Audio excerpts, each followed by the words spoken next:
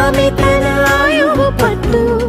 ఏకమైంది దాంపత్యము 7 అడుగులు వేస్తూ.